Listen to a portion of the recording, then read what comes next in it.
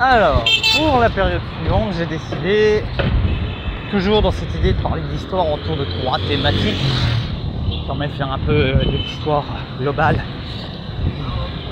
Et puis ça occupe longtemps le temps qu'on marche. Pour avoir 15 vues, mais c'est pas grave. J'ai essayé de ne pas casser le Moyen-Âge et Antiquité, et parler d'Antiquité tardive, c'est d'aller au 4e siècle après Jésus-Christ jusqu'au 10e siècle. Alors, cette période est notée par 3 choses qui sont déjà le mélange. Mélange de culture antique, mélange de culture de culture barbare. Et ça tout le long de la période. Oui, on a le catholicisme, oui, mais il s'adapte aux donnes et au nouveau monde.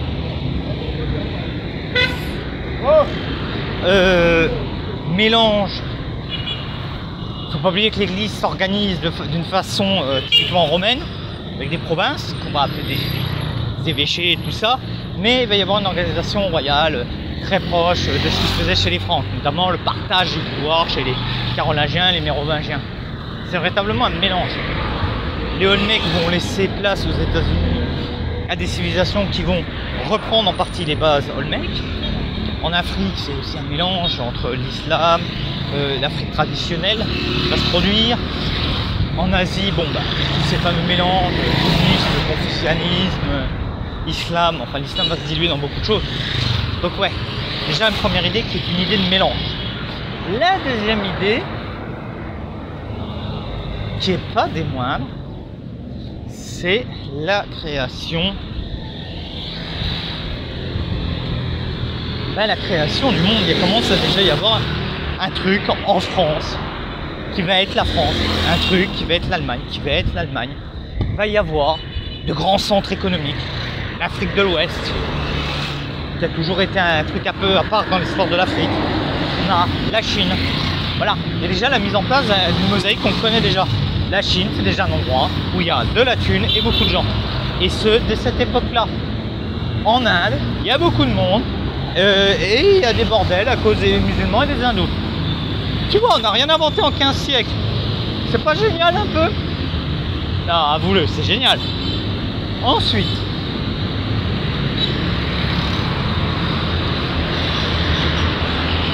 la troisième idée est une idée de continuité.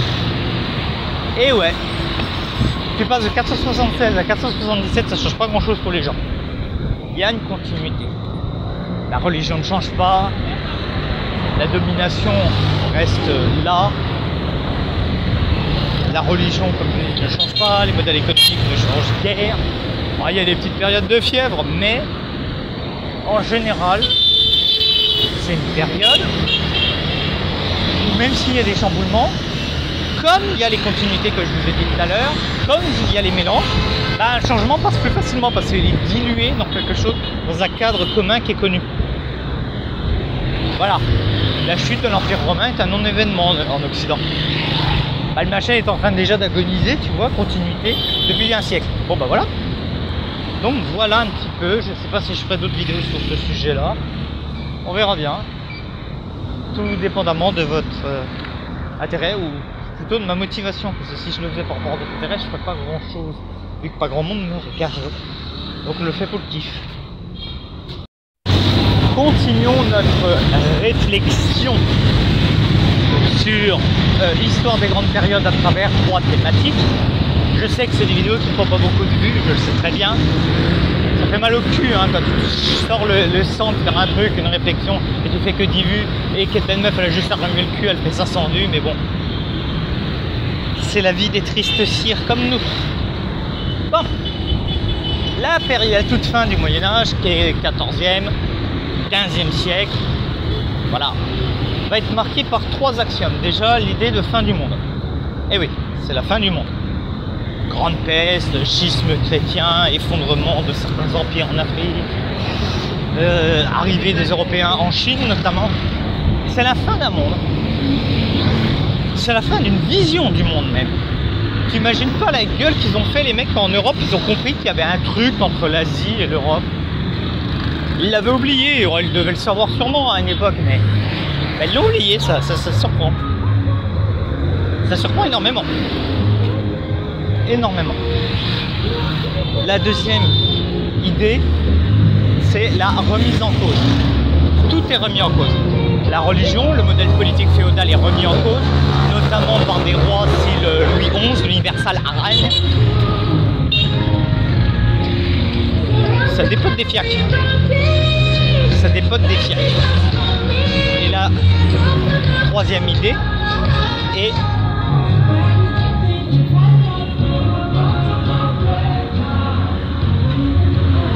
continuité quand même. Eh oui, tout peut changer, mais le catholicisme restera religion d'État en Europe jusqu'à la Révolution. Même si elle aura concurrencé par le protestantisme, mais elle gardera son glacis de méditerranéen. La féodalité, même si elle subira des évolutions, tiendra jusqu'en 1789 en France et jusqu'au début du XXe siècle en Russie. Même si on découvre de nouveaux mondes, on se remettra pas en cause, on se pensera même qu'on est les meilleurs du monde. Voilà. Voilà. Qu'est-ce qu'on a d'autre? Voilà. Donc, l'autre période du Moyen-Âge, on va aller 10e, 11e, 12e, 13e siècle. Les trois grands trucs sont la féodalité. La féodalité est partout présente. En Europe, en Chine, où les grands seigneurs rendent hommage à l'empereur. Dans l'Empire du Mali, où les différents royaumes sont vassals d'un grand empereur. Ce qui est une forme de vassalité, de féodalité. Féodalité, c'est féodus, la fidélité, en latin. On a la féodalité, on a ce que j'appellerais dans une thème un peu plus large, la préparation de la domination du monde dans l'Occident. Naissance du capitalisme marchand à venir, naissance des universités, agglomération culturelle. Les universités vont beaucoup pomper dans le monde arabe pour l'intégrer à la culture, redécouverte du monde grec par les Arabes notamment, mais voilà. Voilà quoi. Et tout ça va préparer le terrain à la domination, quoi. Je sais, j'ai les moyens pour financer, j'ai les moyens pour transmettre le savoir. J'ai une bonne assise financière parce que quand même, on n'est pas des manches, on est bien. Et la troisième chose qui caractérisera la période, c'est un grand raffinement intellectuel. Et oui, fini l'image du gros loup au Moyen-Âge avec des coups d'épée dans la gorge. Non, c'est l'époque de l'amour courtois, c'est l'époque des romans de renard, c'est toute une réflexion, c'est une pieuseté intégrale, c'est les valeurs féodales et les valeurs de la chevalerie montées au sommet. Enfin, c'est quelque chose de très beau. Lisez des romans médiévaux, vous verrez, pas une poignée de cons, quoi. Il y a un raffinement dans cette période de l'histoire. La Chine, bon bah ça pète de mille feux, l'Empire du Mali, ça pète de mille feux aussi.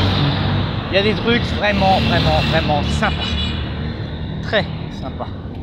Donc voilà, comme toujours, méfiez-vous des fausses étiquettes. Vraiment, méfiez-vous de ces fausses étiquettes qui posent énormément de problèmes. Historiquement, nous avons diverses périodes qui sont caractérisées par des grands faits. Et donc là, si on veut pousser un petit peu plus la réflexion, je vais faire un petit peu voir ces périodes à travers trois thématiques clés. Si on devait étudier la période qui va du 20e au 21e siècle, on a trois donnes intrinsèques qui sont les malheurs de la mondialisation. J'ai pas peur de dire les malheurs de la mondialisation, parce que 20e, 21e siècle, c'est la mondialisation qui débouche du monstre colonial, même si il est indéniable que le monstre colonial existe depuis au moins le XVIe siècle en Occident avec la colonisation d'Amérique. Ensuite, on a une occidentalisation à marche forcée du monde avec une intégration de modèles qui sont pas forcément adaptés, ce qui amène à ce que Samuel Huntington ait raison et qu'on ait un choc des civilisations. Aujourd'hui, c'est la civilisation occidentale contre des civilisations chinoises, arabes, panafricaines qui s'opposent et qui contestent l'hégémonie occidentale. Le deuxième capitaine, si on voudrait parler de la 20e, 21e siècle, c'est la guerre. La guerre est intrinsèque, la guerre est présente, pas que la guerre des hommes contre les hommes, c'est la guerre économique, la guerre technologique, même la guerre culturelle. Si avant il y avait des guerres, le 20e et le 21e siècle ont inventé une massification dans la guerre. Massification des troupes, massification des pertes, massification du traitement de cette guerre, massification de la manipulation des images de cette guerre. Et ouais, les Israéliens et les Américains sont les meilleurs pour ça. Et en troisième point, corollaire de tout ça, c'est l'idéologie. Et oui, les deux guerres mondiales sont des guerres idéologiques. Bon, tu vas me dire, dans l'époque moderne aussi, il y a des guerres idéologiques. Mais là, l'idéologie est intrinsèque. L'être humain se définit avant tout par son idéologie aujourd'hui. Je suis woke, je suis ceci, je suis cela. Et cette idéologie le guide tel un train sur des rails. Le problème, c'est que cette idéologie, des fois, passe à travers le concept de réalité. Il y a des hommes qui n'ont pas eu peur de dire, bon, il y a mon idéologie, mais il y a la réalité. Lénine. Lénine, il n'a pas juste pris Marx et appliqué Marx comme ça. Non. Lénine a adapté Marx à la Russie. Ah, mais aujourd'hui, c'est plus possible. On a des mecs de droite, ils arrivent, ils font discours d'un mec de droite des États-Unis, copier-coller. Et là, ça fait mal. Le 19e siècle est un siècle à part parce qu'il y a trois choses qui distinguent ce 19e siècle, qui sont déjà l'industrialisation, qui va amener un nouveau rapport socio-économique. Cette industrialisation va créer des grands capitaines d'industrie qui, ayant le pouvoir économique, veulent le pouvoir politique, ce qui va amener à la deuxième phase, qui est la démocratisation. Que ce soit par l'écriture de constitution dans les régimes autoritaires, Russie, Allemagne, Japon, à la démocratisation totale des sociétés, Royaume-Uni, France, voilà. Enfin, corollaire de cette industrialisation qui va amener les capitaines d'industrie à prendre le pouvoir politique, ces capitaines d'industrie vont devoir avoir des débouchés et donc renouvellement du modèle colonial, donc la colonisation. Voilà les trois axiomes. Pour ce qui est de la période dite moderne, on va couvrir le 17e, le 18e siècle. Vraiment, ces deux siècles-là, on pourrait littéralement mettre en avant la révolution. Il y a énormément de révolutions à cette époque-là. Révolution anglaise, révolution américaine, révolution française. Mais pas que. Les révolutions coperniciennes aussi. Avec Copernic et tout le bordel. Toutes les révolutions intellectuelles liées aux ouvrages, à l'encyclopédie, au progrès de la science. On est là-dedans. Le deuxième axiome, c'est l'État.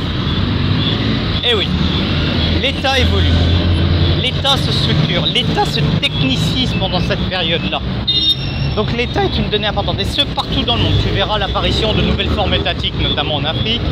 Tu verras de nouvelles pratiques politiques dans l'Empire chinois, dans le chez japonais. Bref, ça se doute à tous les étages. Et enfin, le troisième, c'est la question de l'homme. Jamais au XVIe ou au XVIIe siècle, nous nous sommes autant posé la question, 16e, 17e, 18e siècle, de l'homme. L'homme, de ses droits. C'est quand même les siècles de Spinoza, c'est quand même les siècles des Lumières, c'est quand même l'habeas corpus. Enfin voilà, toutes ces choses-là qui amènent à qu'il y ait de nouvelles réflexions sur l'homme. Et même tous les débats. Est-ce que les Amérindiens et les Africains sont des hommes? Enfin voilà, toutes ces questions sur l'humanité en général.